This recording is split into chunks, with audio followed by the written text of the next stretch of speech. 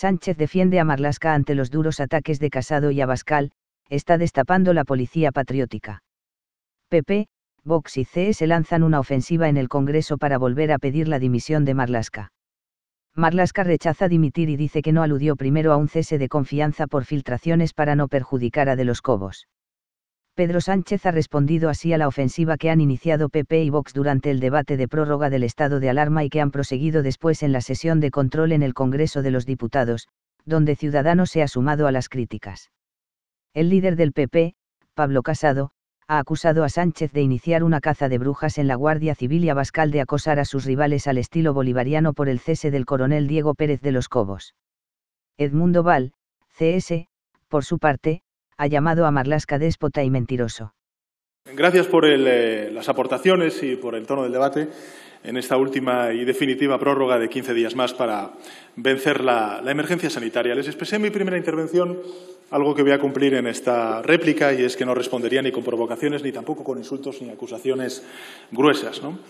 Esta Cámara, como bien ha dicho antes la portavoz del Grupo Parlamentario Socialista, tiene que romper la cadena del odio, no respondiendo a la provocación.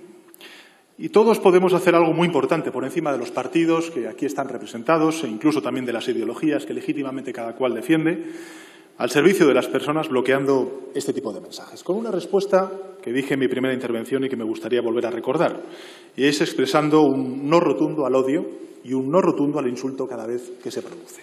Desgraciadamente hemos tenido una buena prueba, de nuevo, de esa forma de hacer política, una forma de política vinculada con el odio, con la discordia, con la fractura, con, en definitiva, el socavamiento, como decía antes la portavoz del Grupo Parlamentario Socialista, de los principios más elementales, de concordia, convivencia, de respeto y tolerancia. No será mi caso, ni tampoco, afortunadamente, y en eso me siento bien reflejado, el caso del Grupo Parlamentario Socialista que aboga por otro tipo de hacer política. Y eso es algo que quiero reconocer en primera persona en la portavoz del Grupo Parlamentario Socialista.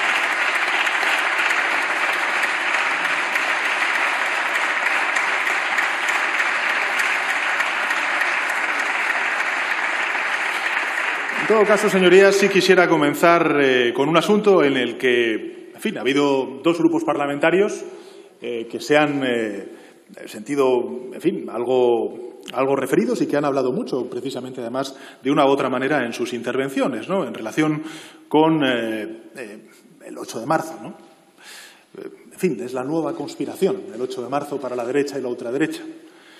Miren, el día 8 de marzo, señorías, señor Casado, señor Abascal, señor Casado, en fin, tanto da, tanto monta tanto. Pero el día 8 de marzo, señorías, se celebraron manifestaciones del Día de la Mujer y la igualdad entre hombres y mujeres en todo el mundo. En Berlín, por ejemplo, se manifestaron cientos de miles de personas. ¿De quién fue la culpa? ¿De Merkel o del doctor Simón, señor Casado, señor Abascal? En Nueva York, otros miles. ¿Es culpa, señor Abascal, señor Casado, de Trump o del ministro Marlaska? En Santiago de Chile fue la manifestación más numerosa que se produjo, precisamente en el mundo, con 2 millones de asistentes. Y yo les pregunto si fue culpa del presidente Piñera o del delegado del Gobierno en Madrid, señor Abascal, señor Casado, señor Abascal. En París, cientos de miles de personas se manifestaron ese 8 de marzo. ¿De quién fue culpa, señor Casado, señor Abascal, señor Casado? ¿Del presidente Macron o del Gobierno de España? Desde Bombay hasta Lisboa, desde Londres hasta Yakarta, nadie sabía lo que venía encima, señorías. Así fue, tampoco ustedes. Sucedió lo mismo en todas partes. Levanten la cabeza, por tanto, señorías. La diferencia no está en lo que ocurrió entonces. La diferencia está entre quien lucha contra el virus y quien utiliza de mala fe el virus para hacer política partidista, como está haciendo el Partido Popular y la ultraderecha de hoy.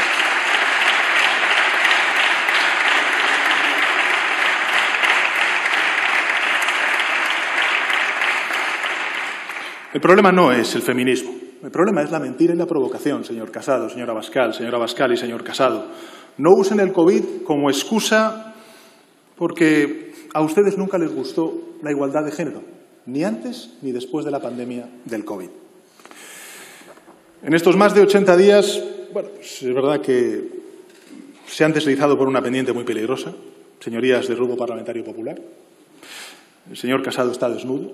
Hoy ha vuelto a demostrarlo desde esta tribuna. No ganará nada utilizando este dolor. Y si me permite que le dé un consejo, no se sume al señor Abascal. Hace pequeño su partido y hace grande a la ultraderecha. Silencio, por favor.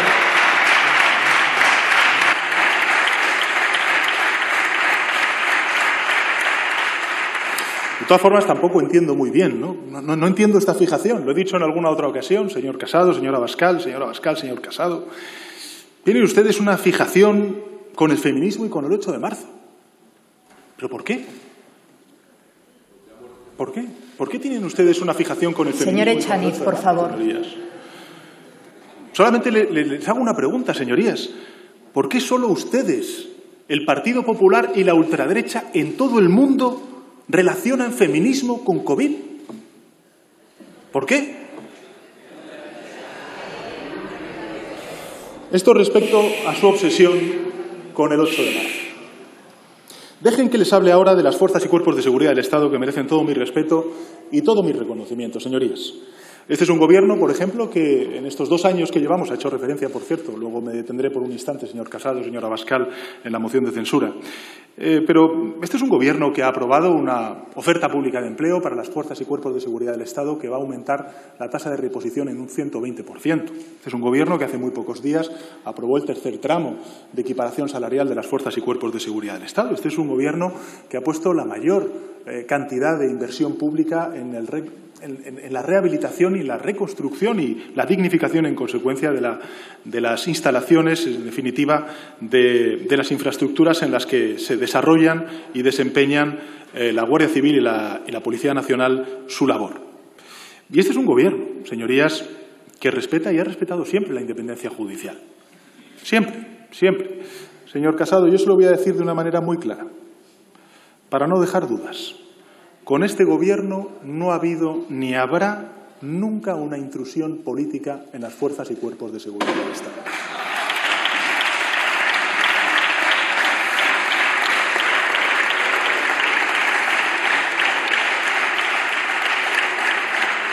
No, señor Casado, señor Abascal, no somos iguales. No somos iguales. Afortunadamente no somos iguales. No solamente para nosotros, sino también para la democracia. Lo he dicho antes, lo importante son acuerdos entre diferentes, no acuerdos totales. No somos iguales, señor Casado, señor Abascal. Pero sí les puedo garantizar una cosa a los españoles. Mientras gobierne el Partido Socialista y Unidas Podemos en este gobierno de coalición, con este gobierno no se va a producir nunca, nunca, nunca una mal llamada policía patriótica.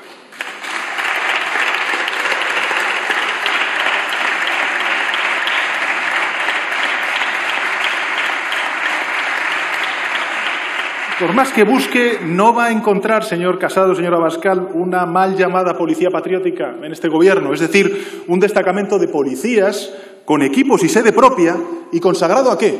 No a defender el interés general, a defender las actividades del Partido Popular, inclusive la persecución de adversarios políticos y el encubrimiento de corrupciones varias de su partido cuando gobernaba este gobierno. ¿Y sabe lo que pasa, señorías? ¿Saben lo que ocurre? Lo que ocurre es que el ministro del Interior, que está destapando toda esta mal llamada policía patriótica y que está colaborando con la justicia, es el ministro Marlaska y por eso ustedes le atacan. Por eso ustedes le atacan.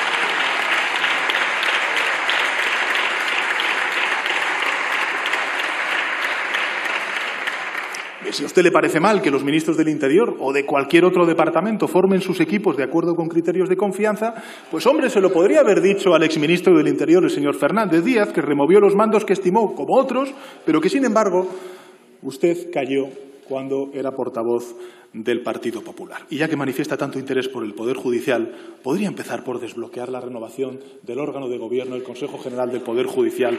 Así demostraría tener un cierto criterio y demostrar una cierta utilidad como principal partido de la oposición. En todo caso, señoría, esto es como clamar en el desierto. Yo lo siento.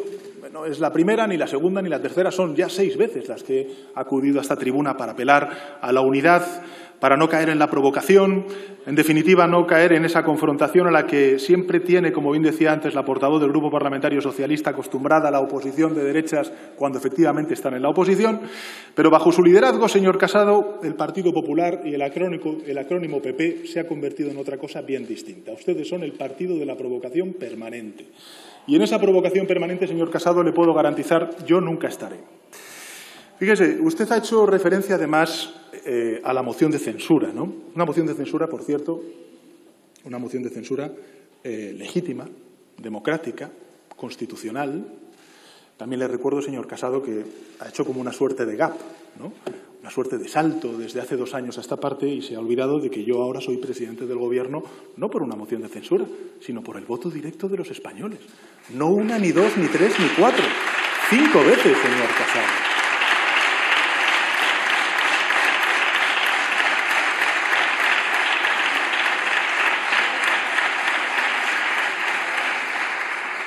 Dice, señor Casado, que yo soy el presidente del Gobierno con menos apoyo parlamentario de la historia democrática. No lo sé, habría que verlo. Me fío de su palabra, aunque sea por una vez, y sin que sirva de precedente, señor Casado. Pero le diré una cosa, señor Casado. En fin, usted ha perdido 5 veces unas elecciones en un año. Eso es todo un récord.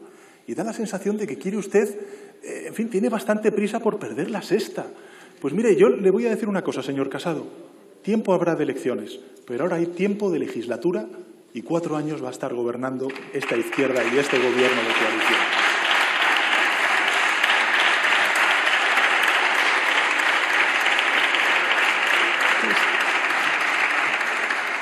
Ustedes ponen en cuestión todo. Siguen la estrategia de la ultraderecha. Ponen en duda las cifras de contagiados, ponen en duda las cifras de fallecidos. En fin, se inventan las cifras de los trabajadores que están acogidos a los expedientes de regulación temporal de empleo. No leen nada, señor Casado. Usted, fíjese, ha hablado aquí de todo tipo de aves, de patos cojos, de... Otro gallo nos cantaría al conjunto de la democracia española, señor Casado, si usted atendiera al interés general y no al interés de la ultraderecha. En todo caso, señoría, dado que usted, señor Casado, siempre ha hablado de las cifras de fallecidos y siempre ha reprochado al Gobierno de España no haber aprobado el luto ni... En fin, señoría, imagino que usted estará satisfecho, estará contento, aunque sea con el dolor que lógicamente todos compartimos, de que llevemos 2 días sin fallecidos por el COVID. Es que si no daría la sensación, señor Casado, de que usted lo único que hace es utilizar los muertos contra el Gobierno de España, como por cierto siempre ha hecho el Partido Popular cuando ha estado en la oposición.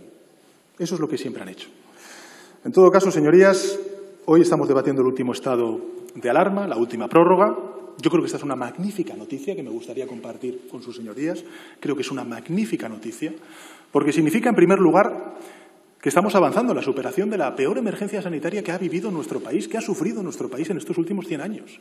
Se dice pronto, 100 años. Y también significa que tenemos una oportunidad, y eso es a lo que apelo, señorías del Grupo Parlamentario Popular, la de cambiar el tono del debate, la de evitar al país en el futuro alguno de los momentos poco o nada edificantes que ustedes han protagonizado desde esta tribuna, tanto el Partido Popular como la ultraderecha de Vox. Hoy, con su nueva negativa, señor Casado, a prorrogar el estado de alarma, incapaz incluso de tener una abstención propositiva, de entrar a negociar algo con el Gobierno de España, ustedes no, ustedes ya dicen que no, se desentienden, mejor dicho, de su responsabilidad de Estado y con ello lo que están haciendo es generar muchísima zozobra en el debate público y en la política española. Han dado la espalda, se lo dije en la última sesión de control, a la responsabilidad de Estado y ustedes lo que han decidido es seguir la estrategia de la ultraderecha. Insisto, con esa estrategia hacen pequeño su partido y hacen grande a la ultraderecha. El guión de la ultraderecha pues es el que le escribe, es el que hemos visto y seguimos viendo, por cierto, como se ha dicho por parte de otros intervinientes en otros países. No es más que el triste reflejo de un mal tiempo, de un mal de nuestro tiempo, mejor dicho, que todos los demócratas, seamos del signo que seamos, en el país que sea, debemos unirnos para combatir. Y desde luego decía el señor Errejón, me lo he dicho antes desde la tribuna, yo comparto y me solidarizo con las manifestaciones que se están produciendo en Estados Unidos, porque evidentemente todos estamos muy preocupados por en fin, ese debate tan autoritario y esas formas tan autoritarias que se están planteando en respuesta a unas movilizaciones que tienen en su génesis pues, algunos de los elementos más, digamos, más difíciles en la construcción de un gran país que respetamos y que, desde luego, yo respeto, que es el de Estados Unidos, ¿no? La lealtad que le vengo reclamando, en todo caso, señor Casado, desde el primer día, no tiene que ver con la intensidad de la crítica. Se puede gritar mucho y no tener razón, o no atender a razones. Y esa intensidad de la crítica la comprendo y asumo como parte imprescindible del juego democrático, ¿no? Pero tiene que ver también con algo muy sencillo, mucho más sencillo, y es no utilizar, como he dicho antes, la tragedia y el dolor con fines partidistas, ¿no? Y hacer propuestas para reconstruir España con urgencia. En definitiva, señor Casado, ¿qué es lo que le estoy pidiendo? Pues que vuelva a la política, ¿no? Con sinceridad, con lealtad, pero vuelva usted a la política. Se acabó el berrinche, señor Casado. Asúmalo, asúmalo. Hay 4 años por delante de legislatura, como consecuencia, por cierto, de 5 elecciones que ustedes han perdido, 2 de ellas elecciones generales. Acuérdese de lo que le decía, señor Casado. Hola, soy Pablo Casado, he perdido 5 elecciones en un año. Un poco de humildad y empecemos a trabajar por el interés general del país. España necesita estabilidad y gestión, señorías, y eso es lo que toca. Y se la vamos a dar. Pese a ustedes, señor Abascal, señor Casado, se la vamos a dar. Tras la desescalada vamos a centrarnos en lo que toca, que es la reconstrucción, la recuperación social y económica, y le sigo tendiendo, aunque sea, en fin, algo allá, un ejercicio ya hasta incluso más de no sé, una cierta nostalgia de algunas cosas que yo, por ejemplo, con todas las discrepancias que tuve con el señor Rajoy, pues ojalá nos pudiéramos entender la mitad de lo que yo me entendí con el señor Rajoy en circunstancias también muy complicadas. Silencio, por favor. Señor Abascal, yo entiendo que el señor Casado se lo ponga muy difícil, se lo pone muy difícil. ¿Qué le vamos a hacer? Es que se lo pone complicado. ¿Dónde se sitúa usted? Si no es al extremo del extremo, después de escuchar al señor Casado. Mire, yo le digo una cosa, dos no discuten si uno no quiere y no voy a entrar en ninguna de las provocaciones que usted ha dicho aquí. Ya bastante tengo con el señor Casado, que viene a decir hasta incluso que estamos viviendo una suerte de dictadura constitucional. Dictadura y constitución es un oxímoron, señor Casado. Pero en todo caso, sí me gustaría, porque como usted también se ha obcecado mucho con el 8 de marzo, es verdad que usted ha subido a esta tribuna para defender el orgullo gay y todavía no el feminismo. A ver si vamos paso a paso, aunque sea centímetro a centímetro, y vamos avanzando y no retrocedemos, señor Abascal.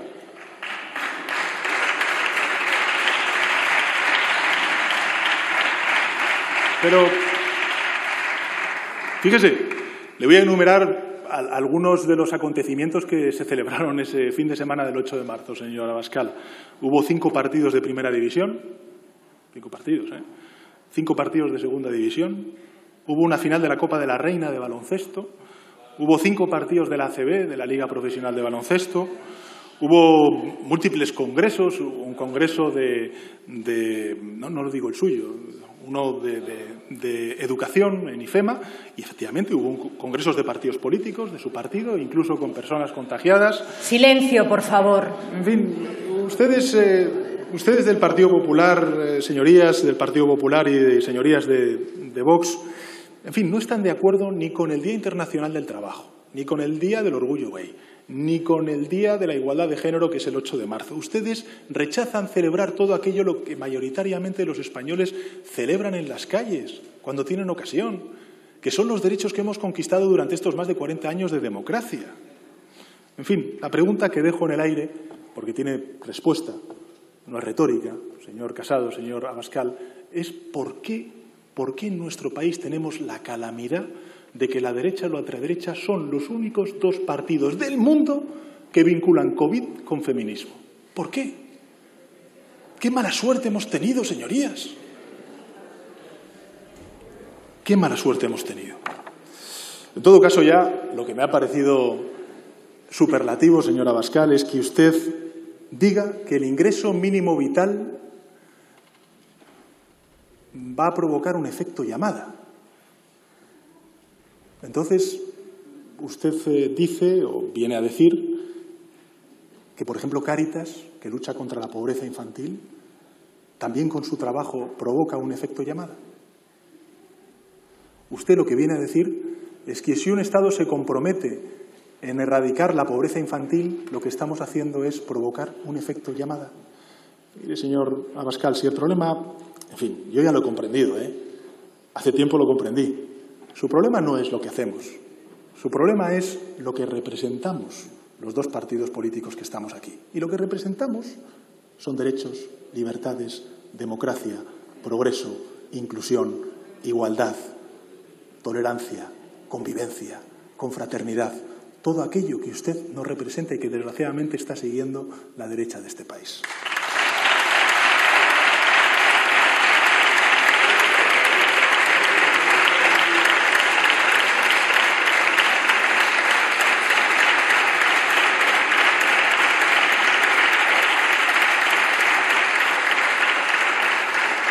Señora Sense, agradecerle el tono de su intervención, agradecerle a su grupo parlamentario, a usted mismo y al señor Echenique, con el que tengo ocasión, en más oportunidades de poder debatir, el tono constructivo, el trabajo que estamos haciendo conjuntos, los dos grupos parlamentarios, incluso también desde nuestras diferencias o de nuestras distintas perspectivas sobre diferentes problemas, ¿no? Y la segunda es sigamos, ¿no? Sigamos en ese trabajo de reconstrucción, de convivencia, de justicia social y, efectivamente, como usted bien ha indicado, pues los ayuntamientos tienen que ser una pieza fundamental en la reconstrucción social y económica. Señor Rufián, agradecerle el tono, agradecerle efectivamente la defensa que ha hecho del 8 de marzo, de lo que representa el 8 de marzo, que es la igualdad de género. Agradecerle también, ¿no?, la utilidad del voto que usted propone con una abstención constructiva, propositiva, donde efectivamente hemos podido llegar a acuerdos que yo creo que son positivos para Cataluña y para el conjunto del país. Compartir con usted la preocupación de efectivamente el anuncio del cierre por parte de Nissan de su planta no voy a decir en Cataluña, en España, en Europa, porque este también es una de las cuestiones que le hemos hecho llegar a la dirección de Nissan en Japón, que al fin y al cabo lo que están planteando es una decisión irracional, porque no están saliendo de España, están saliendo de un gran mercado común como es el mercado europeo, ¿no? Mantienen una planta en el Reino Unido, pero el Reino Unido, quiero recordar, es un país que deja la Unión Europea, el mercado único, y en consecuencia todavía está por definir cuál es la relación que vamos a tener comercial con ese tercer país, ¿no? Nosotros, desde luego, lo que vamos a plantear, y además me consta que ya se ha hecho, es una convocatoria en los próximos días del Gobierno de España, con la Generalitat de Cataluña, con las digamos, partes afectadas, los ayuntamientos, la zona franca, los trabajadores y trabajadoras, para encontrar una solución, un futuro. Y yo estoy convencido de que lo podemos lograr. Si estamos unidos y trabajamos todos a una, yo creo que podemos dar un horizonte de soluciones y de oportunidad a los más de 2.500 trabajadores y trabajadoras afectados por una decisión, y además esto usted lo sabe, señor Rufián, porque lo hemos hablado no solamente con usted, sino también con sus representantes en el Gobierno, por una decisión que se venía mascullando desde hace años, ¿no?, como consecuencia de la desinversión, de la falta de modernización de la planta de Nissan en Cataluña. En definitiva, creo que España es un país competitivo para el sector de la automoción. Queremos darle ese apoyo que necesita en este momento tan crítico y, desde luego, creo que podemos hablar entre todos, dialogar para encontrar una solución que garantice ese peso industrial que necesita Cataluña y que, desde luego, demanda España y que vamos a trabajar por ello. Y me preguntaba qué queremos, qué país, qué queremos ser, ¿no? Venía a decir a la pregunta, ¿no?, un poco que dejaba en el aire, qué queremos de este Gobierno, qué queremos ser este Gobierno. Bueno, pues yo lo he dicho, este es un Gobierno que quiere apostar por el diálogo, por la concordia, por la convivencia, por un país sostenible, un país inclusivo. En definitiva, todas aquellas cuestiones que en mi debate de investidura planteé, humildemente, que lógicamente hemos tenido que dejar a un lado por la emergencia sanitaria, pero que evidentemente vamos a retomar cuanto antes mejor. Si puede ser en julio, mejor que mejor, porque eso significará que evidentemente hemos superado con éxito la emergencia sanitaria. A la señora Borràs, en fin, lamentar su voto en contra, porque creo que además No tiene razón de ser. Aquí ha subido usted, señora Borràs, en muchas ocasiones para reprochar al Gobierno de España el que no reconociera como autoridades delegadas a los máximos representantes del Estado en cada uno de los territorios, que son los presidentes autonómicos. Es lo que estamos haciendo. Y también votan que no. Otra vez más. Me da a mí que son otras cuestiones. Y probablemente no tanto cuestiones de política española, sino de política catalana por las cuales ustedes votan en contra. En todo caso, yo le dejo esta pregunta, ¿no? Con toda humildad, ¿no? ¿No se da cuenta de que cuanto antes salgamos de esta emergencia sanitaria, antes volverá el Estado de las autonomías al funcionamiento normal y antes podremos retomar la mesa de diálogo para resolver la crisis en Cataluña? Lo que quiero decirle con esto es que la desescalada es importante, que la culminemos de manera ordenada.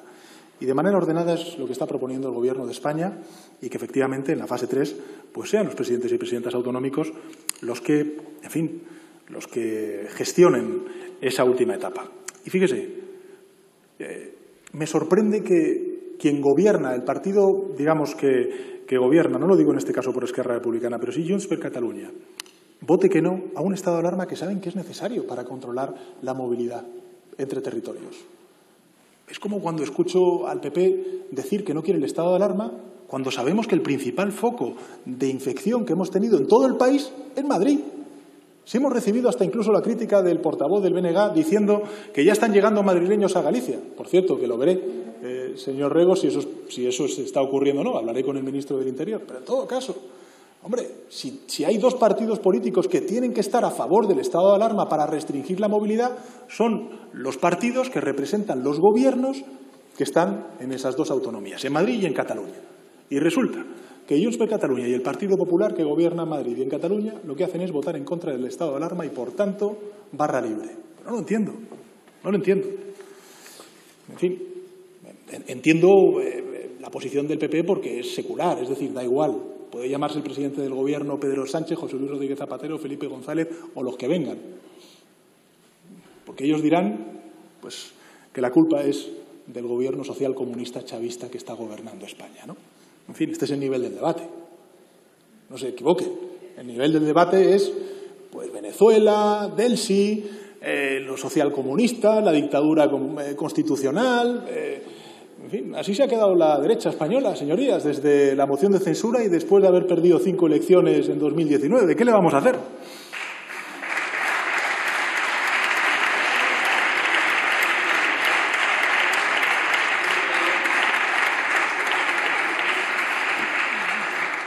Fíjese, esto es una cuestión que también planteó el señor Rejón, al cual agradezco el que hayan votado a favor todos y cada uno de las prórrogas del estado de alarma. Se lo agradezco de verdad, señor Rejón, porque creo que es, en fin, una prueba de su compromiso, como bien usted indicaba, no con el Gobierno, sino con el conjunto de ciudadanos, de compatriotas, ¿no?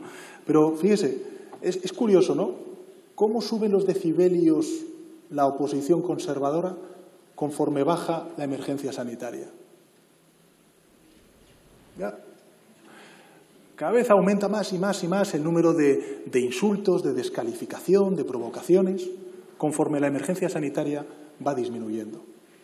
Bueno, pues yo creo que eso también es algo que los españoles estarán valorando positivamente por parte de la aportación que hacen partidos políticos como el suyo y negativamente por partidos políticos que, hasta incluso con 89 escaños, resultan ser inútiles para defender el interés general, salvar vidas y también la salud pública, defenderla en nuestro país.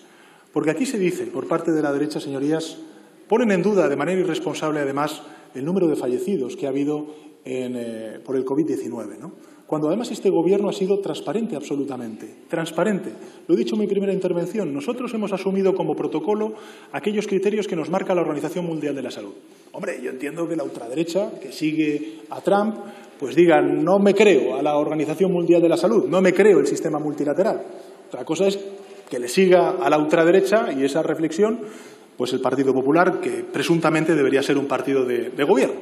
Pero que pongan en duda los datos que dan los gobiernos del Partido Popular al Gobierno de España a nivel autonómico ya me parece de nota.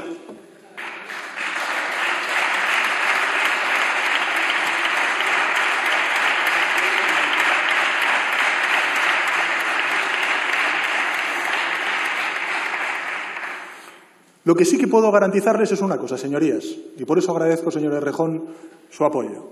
Sin el estado de alarma, hoy en España habría, desgraciadamente, cientos de miles de personas que hubieran fallecido como consecuencia del COVID-19. Y que un partido político, insisto, que gobierna comunidades autónomas tan afectadas como Madrid, aún no habiendo ganado, porque dan lecciones de ganar las elecciones y encima las pierden en Madrid. Lo que pasa es que gobiernan con el apoyo de la ultraderecha y, lógicamente, con la alineación del Grupo Parlamentario de Ciudadanos, ¿no? O en este caso del Partido Popular, del Partido de Ciudadanos. Y comparto con usted, efectivamente, que tenemos que hacer ese reconocimiento y ese agradecimiento a los profesionales sanitarios y, desde luego, lo vamos a tener muy en cuenta en ese homenaje que está preparando el Gobierno de España a las víctimas del COVID y también a los profesionales, a los héroes, en definitiva, del COVID. Y no le quepa a usted duda, señoría, no le quepa a usted duda de que este es un Gobierno comprometido absolutamente con la industria, con la sostenibilidad y también con la adaptación y la mitigación del cambio climático. Señor Baldoví, yo lo siento, es que no lo puedo entender. Mire, usted dice, la puerta de Compromís está abierta, la del Gobierno nunca se ha cerrado. Es que no entiendo por qué ustedes le dicen al Gobierno que no van a votar la última prórroga y definitiva prórroga porque es un Gobierno que no ha dado recursos suficientes a la Comunidad Valenciana para, por ejemplo, la sanidad. Bueno, si estamos diseñando un fondo no reembolsable donde por primera vez el Estado, en cualquier otra crisis, por primera vez el Estado se endeuda precisamente para transferir recursos económicos a las comunidades autónomas. Y de ellos, pues más del 50% va a ser destinado a la sanidad pública, a absorber todo este gasto enorme, esta inversión enorme que han hecho las comunidades autónomas para resolver el COVID-19. 1.000 millones que pusimos antes al principio de la pandemia en manos de las comunidades autónomas. Los anticipos a cuenta que ha aprobado el Ministerio de Hacienda y que han reportado más de 7.500 millones de euros, 7.500 millones de euros más a las comunidades autónomas. Y usted dice que no es suficiente y por eso va a votar que no. Yo, honestamente, señor Baldoví, no lo entiendo, pero le respeto, y de verdad que me duele que tenga esa posición, porque creo que no es...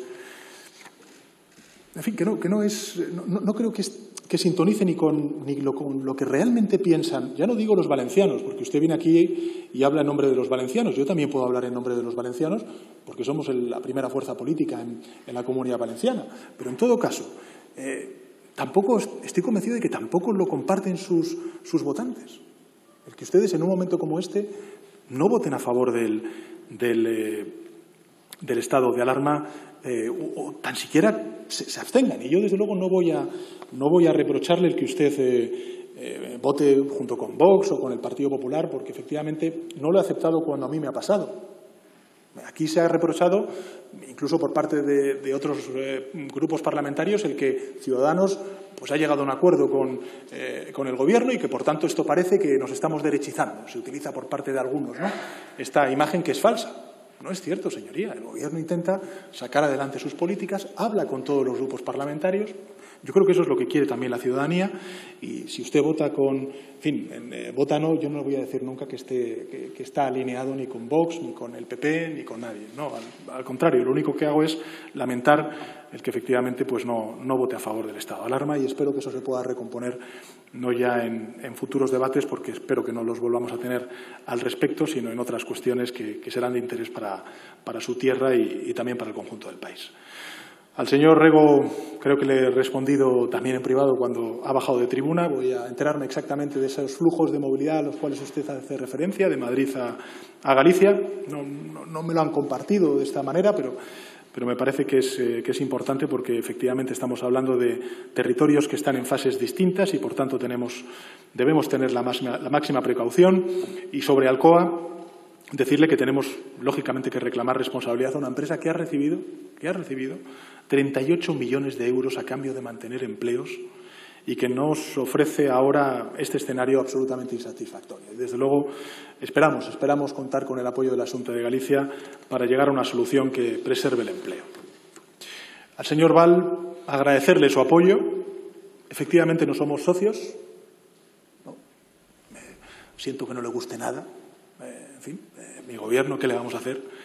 Pero, en fin, ojalá usted le enseñe a otros partidos políticos otra forma de hacer oposición, otra forma de demostrar ser útiles, al menos en aquellas cuestiones centrales, como pueda ser, por ejemplo, la salud pública o salvar vidas. Y, efectivamente, como usted bien ha planteado, el debate es sobre el único instrumento que constitucionalmente podemos tener para frenar a la pandemia y que además ha demostrado ser extraordinariamente eficaz. Y además esa dosis de responsabilidad se la reconozco aún más porque usted, como bien ha indicado, gobierna con el Partido Popular en territorios que o bien han sido afectados en primera persona por la pandemia o bien en segundas han sido afectados como consecuencia de la libertad de movimiento que se produjo antes del estado de alarma en territorios que gobiernan ustedes con el apoyo parlamentario de Vox desde fuera. Y me gusta también esto recordarlo, porque ustedes fueron un partido político que defendían que debía gobernar la primera fuerza política. La primera fuerza política en Murcia, la primera fuerza política en Andalucía, la primera fuerza política en Castilla y León, la primera fuerza política en Madrid. Le quiero recordar, señor Val, que es el Partido Socialista Obrero Español.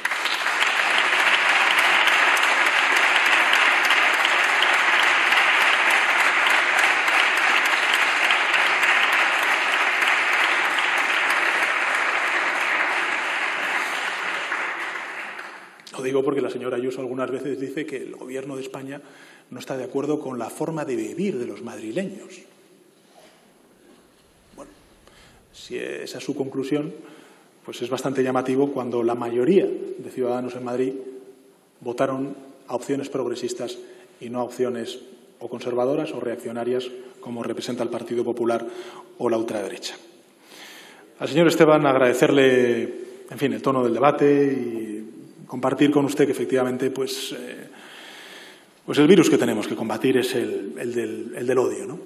Y que desgraciadamente no somos ajenos ni en estas Cortes Generales ni en las democracias europeas y occidentales a este virus del odio, en cuya génesis pues evidentemente hay una no aceptación por parte de los resultados electorales, sistemática, de algunos partidos políticos, una no asunción de que el poder no les pertenece, sino que pertenece al conjunto de la ciudadanía, sobre todo está representada en esta Cámara, que libremente decide quién les gobierna y legítimamente. Y bueno, yo creo que lo que tenemos que hacer es cargarnos de mucha paciencia, de mucha templanza, porque la verdad es que se escuchan cada cosa, que hay que cargarse de mucha templanza para no... Sí, señorías, sí. Sí, dicen cosas muy duras, muy duras. Pero bueno, creo que la ciudadanía quiere, al menos de partidos como el que representa usted y el que represento yo, pues otro tipo de tono, otro tipo de apelaciones, más a la unidad, más a la concordia, a la tolerancia, al diálogo, y eso es lo que aprecio en su intervención. En fin, usted ha hablado de cosas que comparto, efectivamente. Tampoco entiendo muy bien dónde está la discordia, si me permite, ¿no? Como Gobierno, el estado de alarma que hemos aprobado, pues evidentemente fija unas reglas en todo el territorio, pero evidentemente son los presidentes autonómicos los que van a poder plantear y gestionar plenamente, con total capacidad, el fase a la nueva normalidad. No veo ahí ninguna contradicción y si la ha habido, pues lo lamento porque efectivamente no veo que la haya, ¿no? Me quedo con las cuestiones que ha planteado en relación con los trabajadores extranjeros, con levantar las fronteras. Estamos hablando con el Gobierno francés a ver qué solución le podemos dar y, lógicamente, también con la libertad de movimiento entre comunidades autónomas en fase 3, aunque también es cierto que ya en fase 3 los presidentes y presidentas autonómicos libremente van a poder levantar el estado de alarma, pero en todo caso, en fin, aquí está el ministro de Sanidad y lo que nos digan los expertos pues es lo que haremos y tendremos en cuenta su planteamiento. Y en relación con la negociación parlamentaria de ese Real Decreto Ley, yo creo que evidentemente vamos a tener ese diálogo. Nuestro planteamiento tampoco es, en fin, que sea lo más básico posible. Es decir, tampoco queremos que sobreregular nada, sino simplemente mantener aquellas cuestiones que las autoridades sanitarias nos han dicho que son necesarias para contener el virus y su propagación. Y, evidentemente, nos queda la tarea de la recuperación económica y social a nivel europeo y a nivel estatal, y ahí nos encontraremos. A la señora Aizpuru agradecerle también la abstención. Agradecerle también el que haya hablado de algunos aciertos que hayamos podido tener humildemente desde el Gobierno, ¿no? Desde luego, yo creo que el principal acierto que usted no ha mencionado, si me permite, simplemente por complementar su intervención, es que nosotros hemos sido un Gobierno, créanme, señorías, que todas las decisiones que hemos tomado se han basado y han tenido un sustento científico. Yo lo dije el otro día en una comparecencia pública. Yo no conocía al señor Simón, no fue una persona que nosotros nombráramos como Gobierno. De hecho, el CAES tampoco fue creado por una administración socialista, fue creado precisamente por una administración del Partido Popular. Es cierto que sufrió muchísimos recortes a lo largo de estos últimos años, pero yo al doctor Simón no le conocía, no sabía quién era. Y, en cambio, pues se me ha descubierto como una persona comprometida con su país, un experto, una persona humilde, una persona que no solamente en sus comparecencias hace pedagogía, sino que hasta incluso también reconoce humildemente las limitaciones que tiene la ciencia ahora mismo para abordar de manera eficaz una pandemia de un virus que es desconocido. En fin, creo que servidores públicos como el doctor Simón y todo el equipo que tiene detrás, pues demuestran que todo lo bueno que haya podido hacer este Gobierno, las decisiones acertadas que hemos podido tener, tienen sobre todo su origen en su aportación y en su expertise. Y yo quiero reconocerlo también públicamente en esta tribuna para que conste en acta.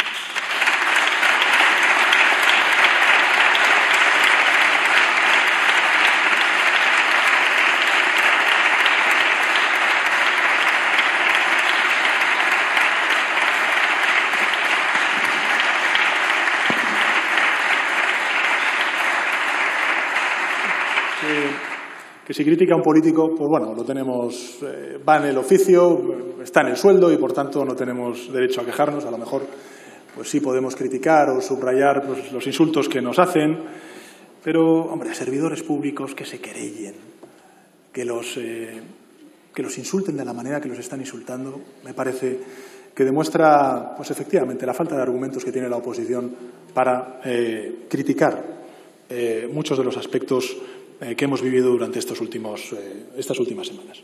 Y, evidentemente, cuando usted habla de cuál es el planteamiento que tiene el Gobierno de España, si reconstruir o transformar, bueno, yo creo que hay cosas que tenemos que reconstruir, es evidente, y hay otras que tenemos que transformar. Y por eso creo que el conjugar un crecimiento sostenible con un crecimiento inclusivo, pues son dos aspectos que, a mi juicio, pueden definir bien o responder bien a su pregunta. Bueno, la portavoz de la CUP, no me sorprende su intervención. Siempre está todo mal, siempre es todo insuficiente. Siempre, ante una decisión histórica como es la aprobación del ingreso mínimo vital, pues ustedes, en lugar de celebrarlo, pues lo que hacen es minusvalorarlo porque dicen que no sé qué de los rescates al sector financiero. Y yo la pregunta que le hago, que siempre le hago, señoría, es ¿a quiénes les son ustedes útiles? ¿Realmente? ¿Se lo han preguntado alguna vez? ¿A quién son ustedes realmente útiles? ¿A la gente que lo está pasando mal? ¿Que no tiene ingresos? ¿A los marginados, a los excluidos, a los cuales usted hace referencia cuando sube a esta tribuna? Yo creo que ustedes no son útiles a nadie, señoría. No. O mejor dicho, sí. Ustedes les son útiles a los revolucionarios de salón.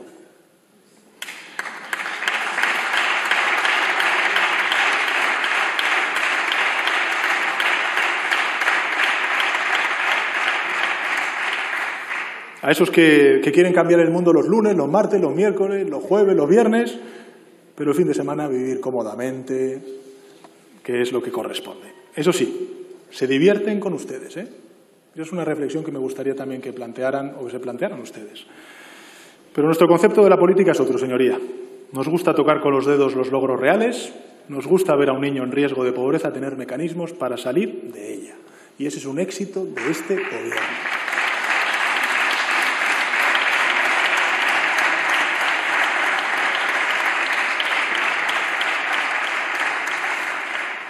El señor García Danero Yo creo que uno de los mayores problemas que tiene UPN, no sé dónde está el señor García Danero. Perdón. Es que ustedes no tienen personalidad ni autonomía propia. No la tienen, señoría. Llegaron al Congreso prometiendo a sus votantes defender los intereses de Navarra, pero su voz es la del Partido Popular sin ningún tipo de matiz. Sin ninguno. Tienen los mismos tics enfadados, incluso hasta en el gesto, señoría. Que si agravios, que si terrorismo, que si Bildu, que si dimisión de Marlaska. Yo creo que en el fondo usted sabe que nada de lo que dice tiene fundamento real. De verdad lo creo. El País Vasco y Navarra son dos comunidades autónomas que gestionan tributos, de cuya recaudación se destinarán fondos para sufragar el ingreso mínimo vital. Tiene todo el sentido, por lo tanto, que recaiga sobre esos gobiernos precisamente esa gestión. Y hablar de ETA, señoría, pues demuestra que usted no tiene ningún argumento para oponerse al estado de alarma y su prórroga. Si lo hacen, pues serán por otras consideraciones. No por el interés de los navarros, sino por algún interés partidista que, en fin, usted tendrá que explicar y no yo.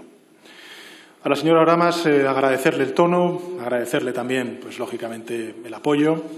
Me parece que usted pues ha planteado algunas cuestiones que son ciertas, la particularidad de Canarias, también de Baleares, la alerta que lógicamente pues está viendo en muchísimas calles y muchísimas islas de Canarias, en todas las islas de Canarias, pero es verdad que también que hay un dato motivante que me gustaría compartir con usted, ¿no? 4.724 empresas y autónomos del sector turístico se han acogido a la línea de financiación Thomas Cook por un volumen de casi 400 millones de euros, una línea que ya está agotada. Y vuelvo a invitar, en consecuencia, pues, a usted a que planteemos medidas constructivas, como usted ha hecho desde esta tribuna, con relación con los expedientes de regulación de empleo. Y, hombre, entre todos, animar a que efectivamente el turismo nacional se mueva a partir del próximo, a finales de junio, y en julio podamos tener, pues efectivamente, las Islas Canarias llenas, en este caso de turismo nacional, y a ser posible de algo internacional, y para eso está trabajando el Gobierno de España. Al señor Quevedo le manifiesto que compartimos el reconocimiento a la singularidad de Canarias.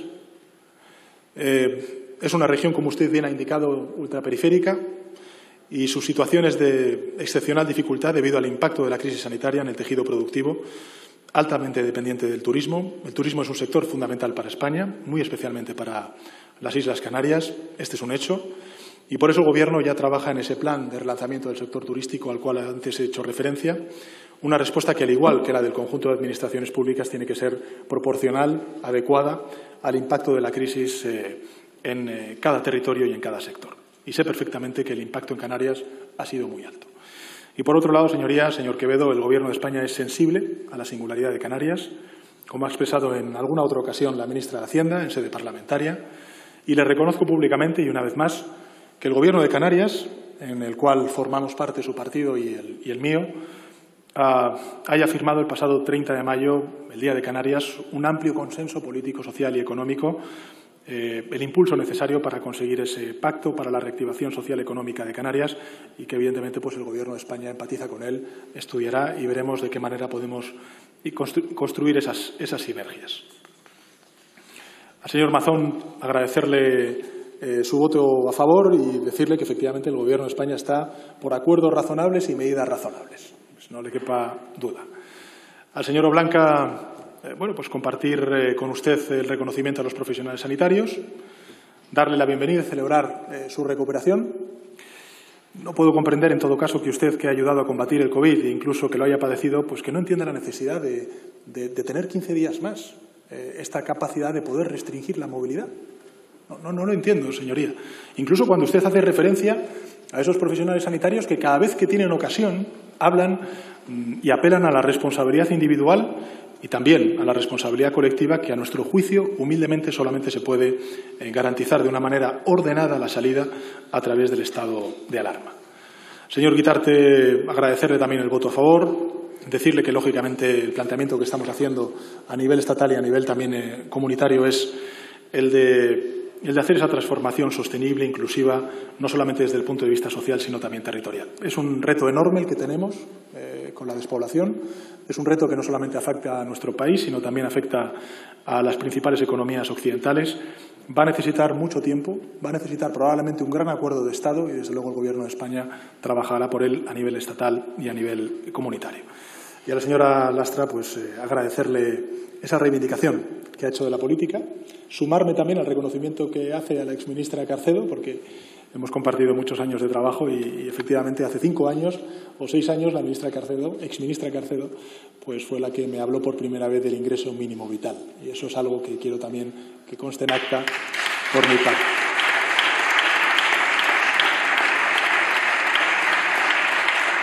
Termino, señorías, recordando lo evidente. Hoy estamos aquí para debatir y aprobar la 6ª y última prórroga del estado de alarma con el apoyo de esta Cámara. Nos insta a una emergencia sanitaria, pero también económica y social, que ha hecho que trabajemos con todo nuestro empeño en salvar vidas y en proteger a nuestro país.